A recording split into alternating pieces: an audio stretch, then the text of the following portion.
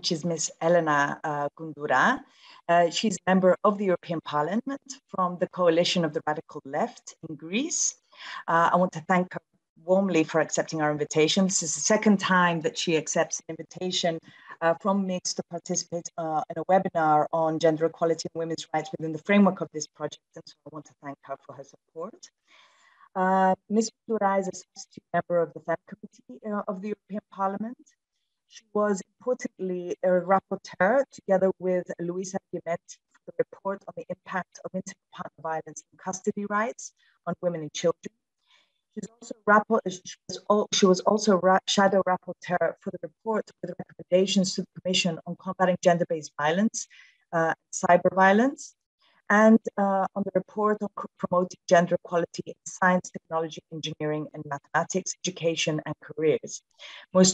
She most recently tabled a motion for a resolution on global threats to abortion rights in light of the developments in the United States and the overturning of Roe versus Wade by the US Supreme Court. She has demonstrated time and time again as being a strong advocate for the rights of women and children. She was previously member of the Hellenic Parliament, elected MP 6 times between 2004 and 2019, and also served as Minister of Tourism in Greece between 2015 and 2019. Ms. Elena, thank you, and I give you the floor. Thank you so much for the introduction. I would like to thank the WAVE Network and the Mediterranean Institute of Gender Studies for organizing this very informative webinar across Europe. And all forms of gender-based violence and abuse against women and children are a clear violation of human rights taking place every day. It's a parallel pandemic, less visible and on the rise. Collective action is needed for making the elimination of gender-based violence a high priority in the European agenda. To this end, at the European Parliament, we are systematically addressing issues and put pressure through reports and resolutions for the EU-wide response. I personally had the honor to be at the European Parliament's rapporteur on the report for the impact of intimate partners, violence and custody rights on women and children. And also, as was said, I was a rapporteur of my party on the report of combating gender-based cyber violence. These two groundbreaking reports were adopted with vast majority before the end of 2021 and were submitted to the European Commission to be included in its proposal of an EU-wide directive on all forms of gender-based violence. And as you may know, the European Commission announced its directive proposal symbolically on the day, 8th of March, on Women's Day, that actually we were in Strasbourg, which today also I'm in Strasbourg in the plenary. Several of our reports, proposals were included, yet still much more must be done. And this is exactly why we will continue to put pressure and negotiate to improve the European directive at its final form for adoption.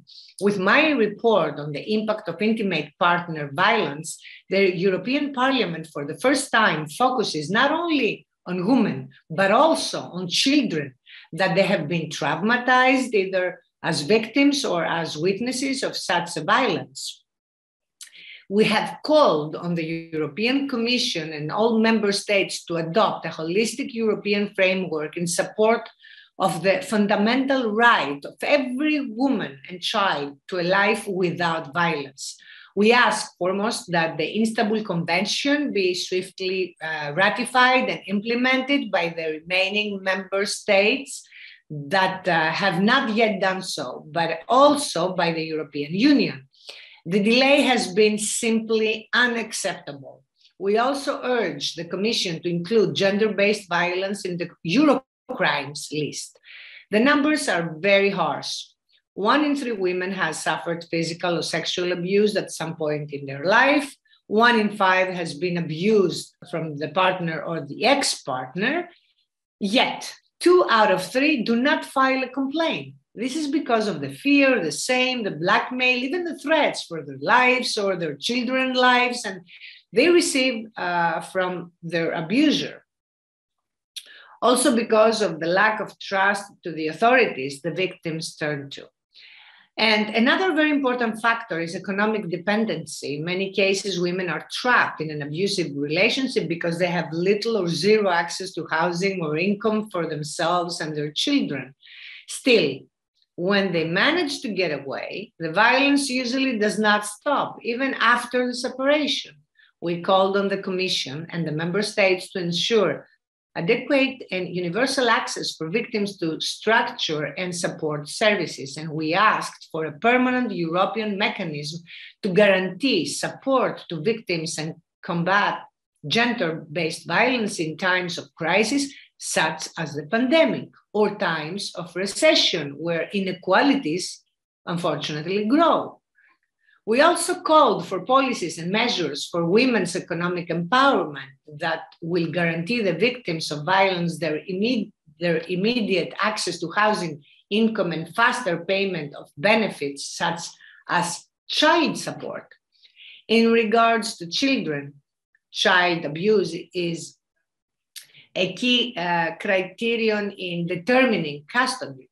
Yet, in cases of intimate partner violence, it is often ignored in several member states. The trauma experienced by the child is often underestimated during the judicial proceedings, and this increases the risk for the child and the mother to be repeatedly abused.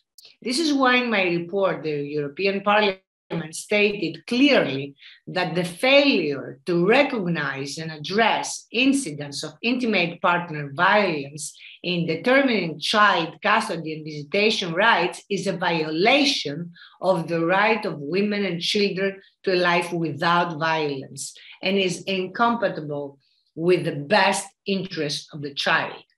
The protection of women and children from violence and the best interest of the child must be paramount and should always take precedence over all other criteria when establishing the arrangements for custody and visitation rights.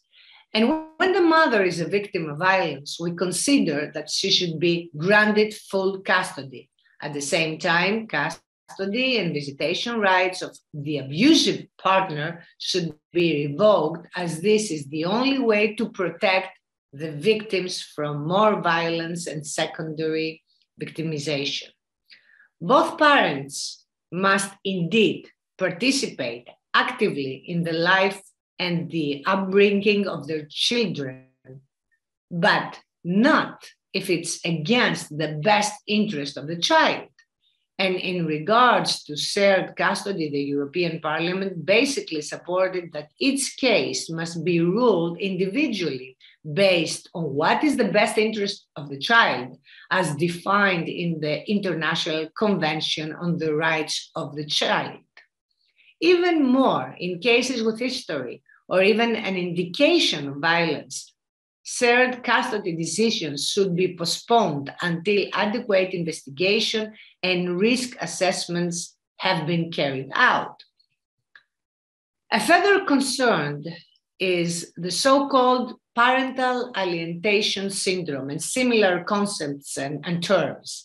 The scientific community does not recognize such terms and criticize them strongly. Still, they are often being used by the abusive father as a strategy against the mother victim of violence, putting into question her parental skills, dismissing her words, and disregarding the violence to which children are exposed. This is why in my report, the European Parliament rejects the use of the pseudo-syndrome and calls on the member states to discourage or even to prohibit its use in court proceedings during the investigation to determine the existence of violence. For these reasons, we consider that custody and separation cases should be adjudicated exclusively from special courts and judges with the support of specialists such as forensic doctors, psychologists, child psychologists, and pediatricians. We also propose that training must become mandatory for all personnel in the judicial system, in law enforcement, in forensic medical services, and healthcare professionals in relation to all forms of violence and its mechanism in handling such cases. Inadequate institutional response not only discourages women from reporting their abuser, but often compounds the trauma they suffer. It is unacceptable that we mourn the loss of women and children because the competent authorities failed to recognize the risk and react timely. And this is why we also emphasize the need for enhanced programs focusing also on perpetrators with the aim of eliminating patterns of violent behavior. In all prevention policies, action must be included that reduce exposure to violence during childhood and eliminate all forms of sexism and gender stereotypes in every surrounding. Much more must be done to change the ill mentality regarding gender-based stereotypes. Indeed, we need more and better education across all authorities and services that deal with victims of such crimes, but also we must invest in education and in raising awareness in society about gender equality with specific educational programs in schools, even up to universities, and with wide media campaigns. It is important that every person be exposed from a very young age to the values of equality and the respect of human rights and of people regardless of their gender. We need gender-sensitive policies horizontally in all aspects of life and to keep working on improving the institutional framework for protecting the rights to all for a life without violence and for the healthy upbringing of children. Thank you so much.